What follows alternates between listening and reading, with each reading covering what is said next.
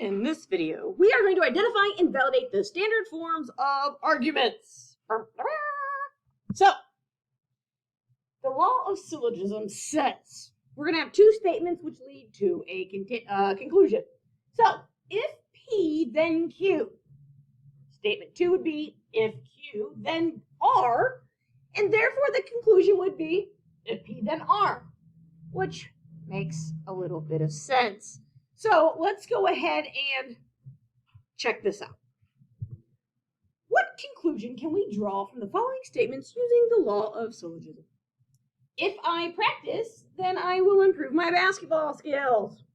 And if I improve my basketball skills, I will make the team. So let's think about this in terms of symbols, right? So this first one is, if I practice, P, then I will improve my skills. Q. So if P, then Q.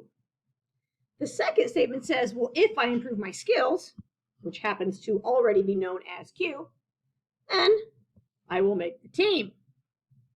R. That's a new one. So we have if P, then Q, and if Q, then R.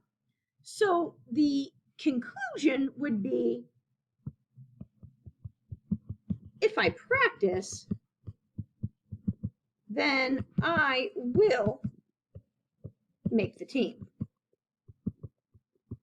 Right? So if we have if P, then Q, and if Q, then R, then our conclusion is if P, then R. Makes sense. Makes sense. Okay, let's look at this again. Is the following argument valid? So now we're going to look through the steps here and think through, what does it give us? So does this work as a valid argument? So statement 1, if it is raining, then I will not wear my new shoes. Statement 2, I will wear my new shoes. And therefore the conclusion is, it is not raining. All right, so let's look at what this looks like. Let's call, if it is raining, I wanted that to be red. If it is raining, so let's call raining R, because I like variables that coordinate with what we're talking about.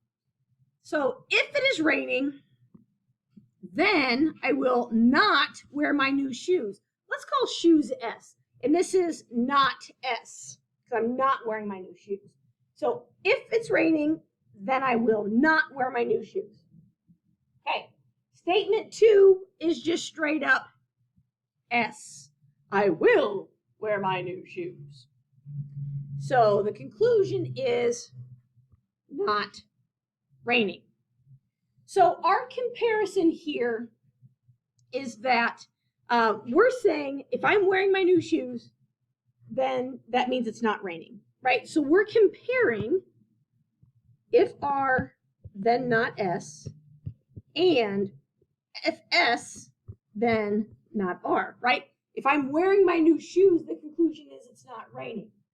So have we seen these before? Maybe, depending on which videos you've watched of mine or not.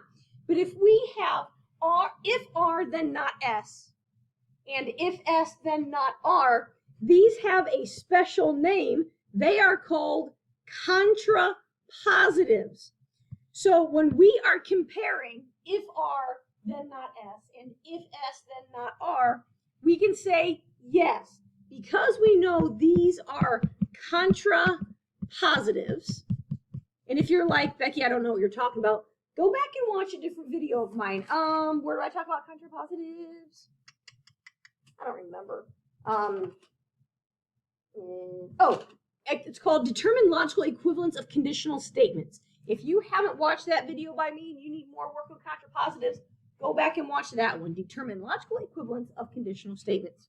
So anyway, because if R, then not S, and if S, then not R are contrapositives, we can say, yes, this is a valid argument by the law of contraposition. So because the given premise and the premise that leads to the conclusion are contrapositives, it is a valid argument. Boom. Validity, contraposition, boom.